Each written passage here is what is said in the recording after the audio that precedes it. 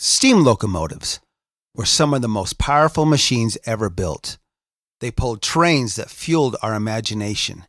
They represented vision, collaboration, ingenuity, customer service, and extraordinary human achievement. But in order to get to their destination, it took someone guiding them through a series of switches in order to get to the main line. Just like leaders today, it takes someone directing them down the right path in order to get to their destination. Welcome to Mainline Executive Coaching ACT, which stands for and Cultural Transformation, hosted by Master Certified Intelligent Leadership Executive Coaches Maikel Bailey and Rich Barron, with over 50 years of successful cultural transformation and quantum leadership development between them. Brought to you by Intelligent Leadership Executive Coaching, the world's foremost authority on cultural transformation and intelligent leadership development. Once again, thanks for joining us and enjoy today's show.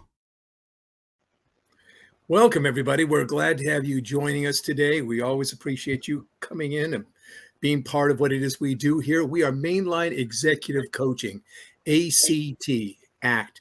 ACT is what we do as leaders. ACT is also cultural transformation. That's what we do. We work with leadership development and cultural transformation. I'm Maikel Bailey. I'm here today with my partner, Rich Barron, as usual.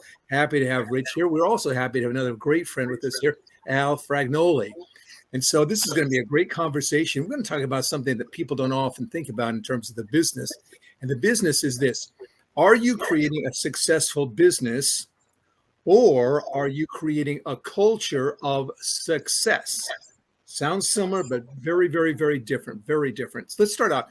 Rich, what's your ideas on these two different ideas about business and culture? It's interesting. If you go out and look on the internet, or if you look for any articles based on successful businesses or culture, you're going to see there's not a lot of segregation. Everybody figures that, culture nowadays anyways become a word that every company uses. We got a great culture. But in the end, most of those companies that we work with anyway are really struggling with understanding what culture is. And so when you talk to a lot of these people about, we have a successful business, we're running a successful business. Now, who is that? Is that we as in the upper echelons of the company, the C-level, this super elite in the organization are saying, yeah, we have a successful business. It's really benefiting us a great deal. Or are they going to mention that, yeah, we have a culture of success? They're two different things entirely. A company that has a culture of success is inclusive of everybody in that organization, top to bottom.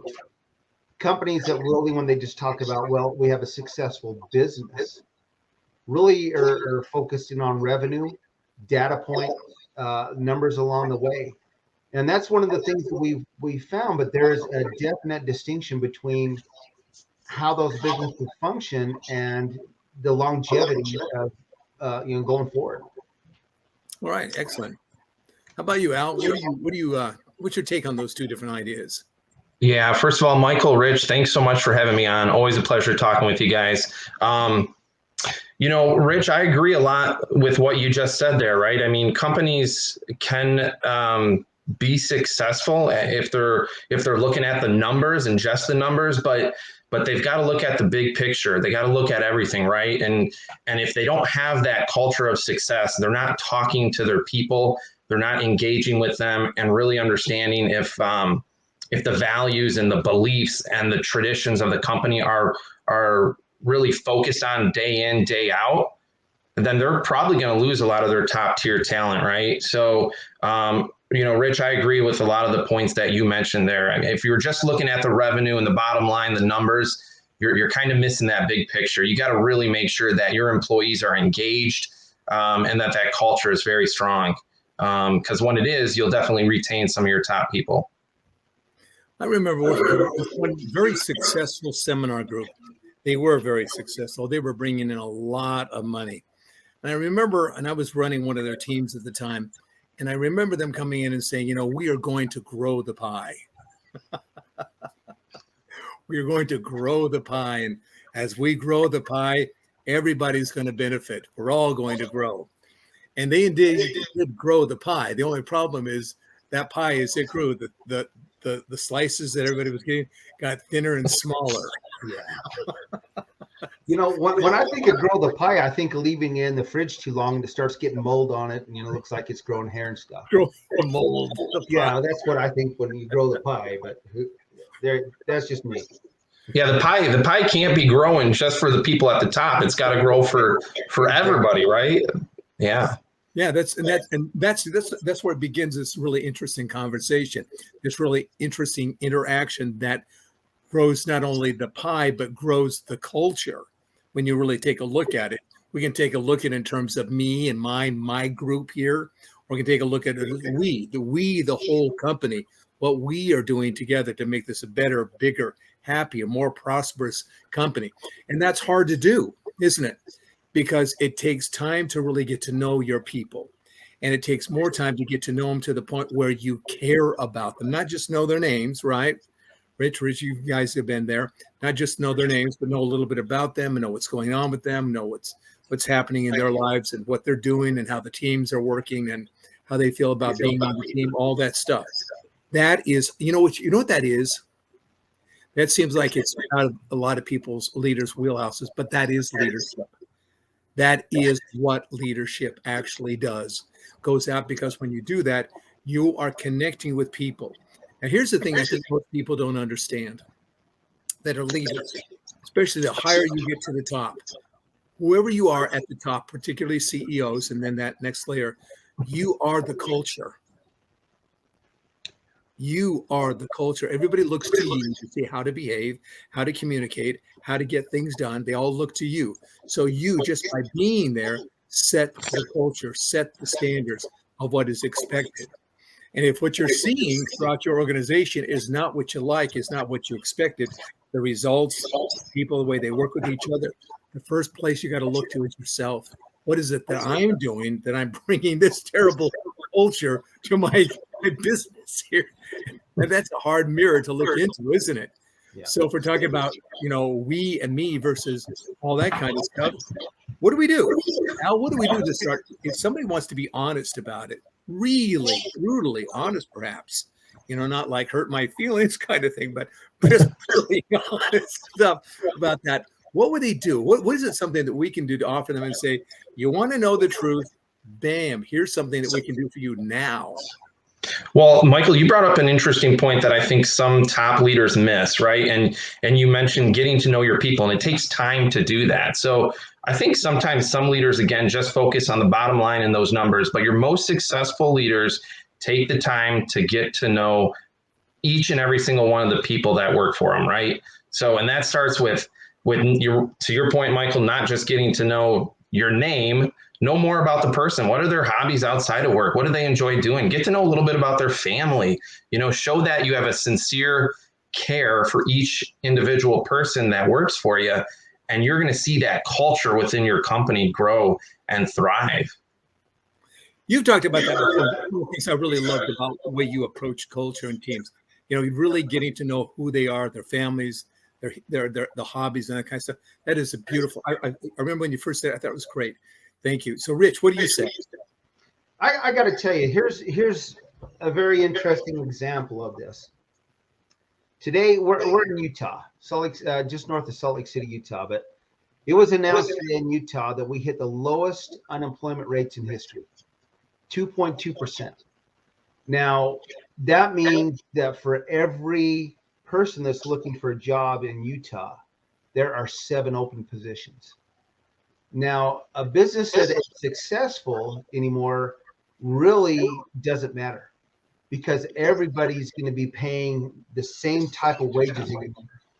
And if you look at this, there's wages have gone up. It's a job seeker's paradise right now. But these people who want to retain employees, wages and simply benefits are not good enough anymore. That's not why employees are staying. So if you say, hey, I got a great successful business, you need to probably step back and take a real hard look at what your retention rate is and if your employees are getting poached, or if you're having to continually poach employees from someplace else. Now, this issue here in Utah is growing. It's growing across the United States. You're going to see more and more of this as more businesses come back online, and a lot of these people are still staying home.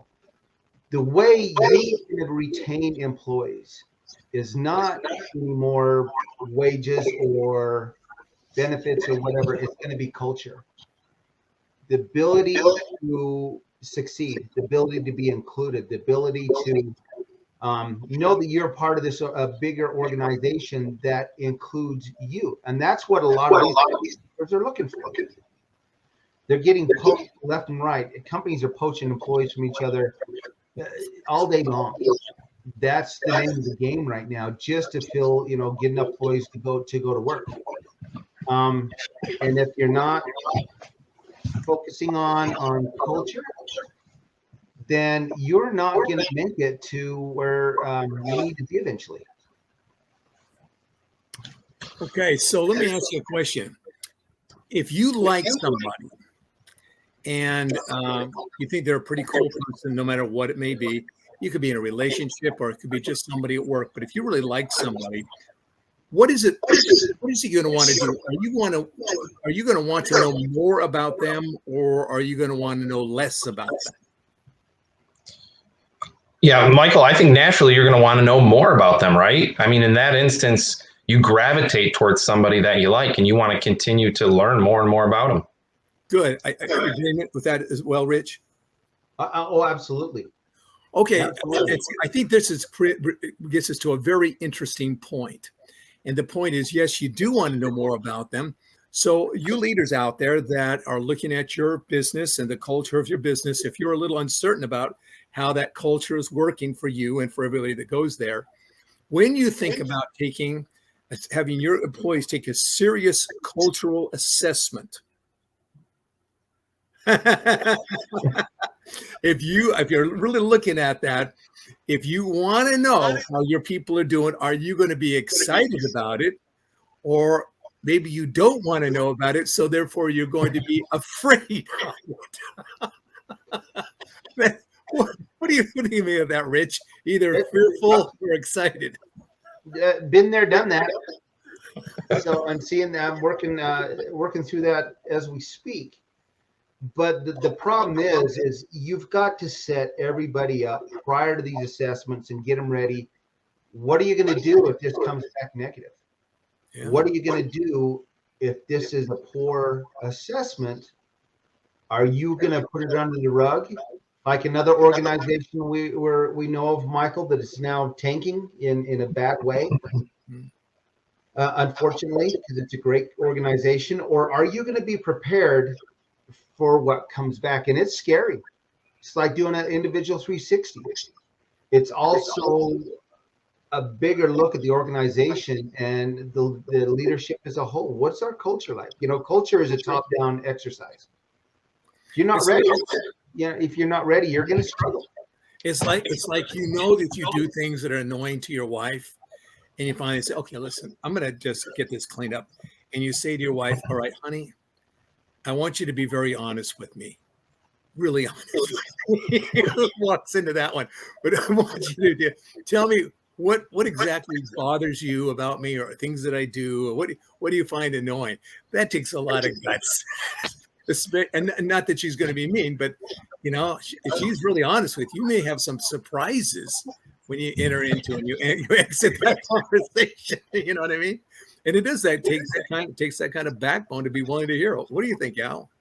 It does. I mean, yeah, it takes a lot of courage and strength, but those are the top companies that we see time in, time out, right? That if they get negative feedback, which in some instances you might, are you going to be the type of organization that doesn't do an assessment ever again and says, forget about it? We don't want to get these results because they were negative. Or do you really take the time to stop, reflect, look at those results and try and understand what the deeper issue is and why those results are happening, and really focus on trying to improve. That's how you're going to get to that next echelon and that next step and separate yourself from those companies that truly don't value culture.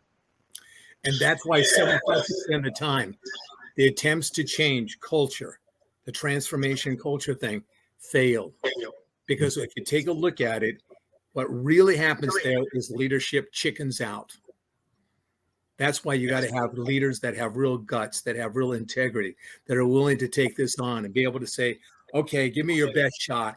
I'm willing to take it. And then let's do something about it to make it better for everybody. It's that whole question again. Is it me, my little group, and myself, or is it we, the whole company here? You know, that's the real cutting edge there. I think that's and I'll tell you, if you're working for one of those organizations that are willing to say, stand up and do it, you're working for an incredible organization. Really incredible organization.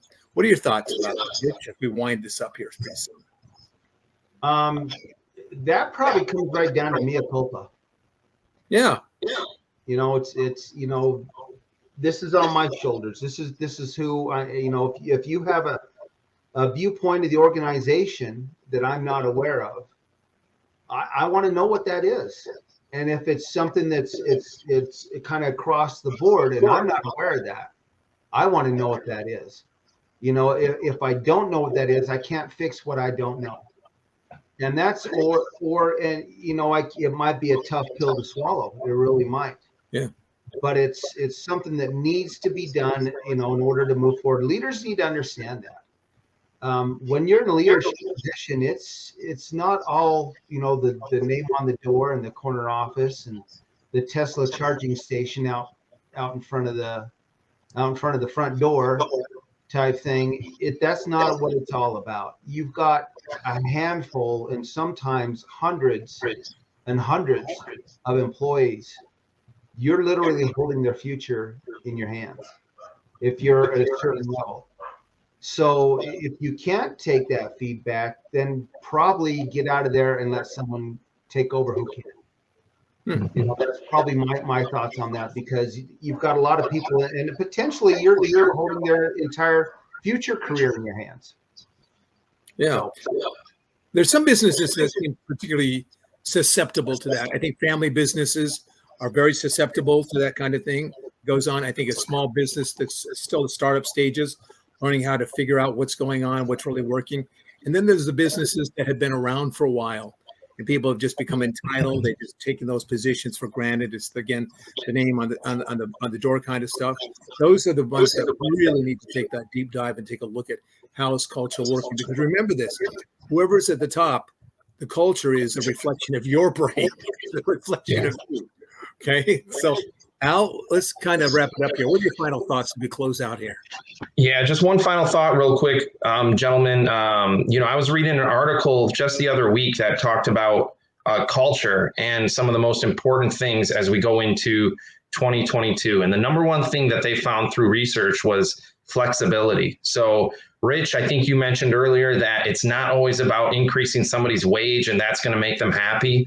I think from the last 2 years with COVID, what we found is that people can be efficient by working remotely. And if they are, businesses should probably attempt to keep that model or do some sort of hybrid model. And if they don't, then they're gonna lose again some of their top people, because there are going to be other companies that focus solely on culture and how to do the right things for people and still be successful at the same time.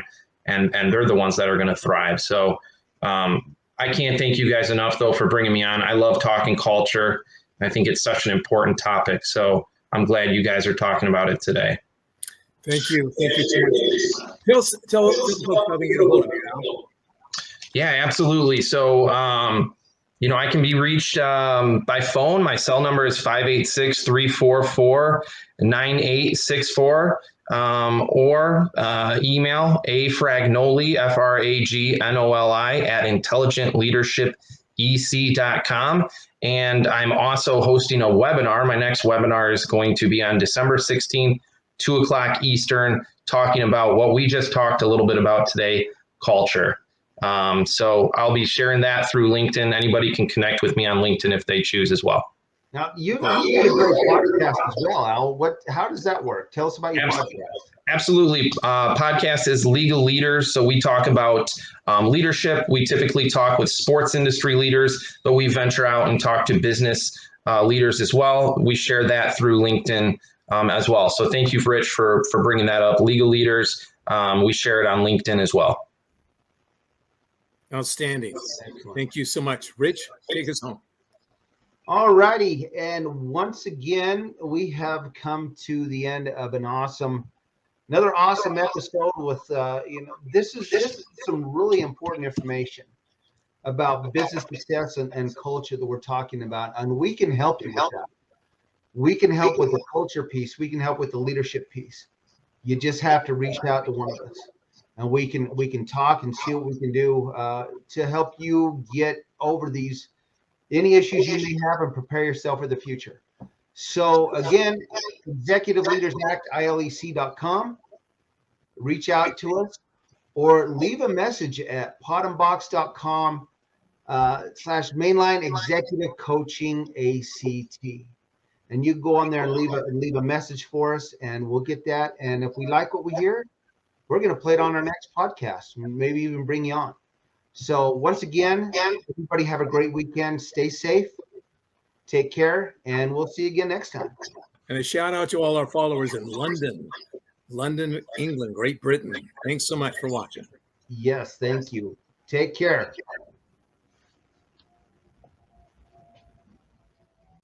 With all of the issues facing organizations today, leadership development and cultural transformation are needed more than ever. Go to our website, Executive Leaders Act, ILEC.com. Book some time with us. Let's sit down and talk and get you on the path to success. This podcast was brought to you by Intelligent Leadership Executive Coaching, ILEC, the world's foremost authority on leadership development and cultural transformation. Once again, for Mainline Executive Coaching, ACT, this is Rich Barron and Maikel Bailey. Thank you for joining us, and take care.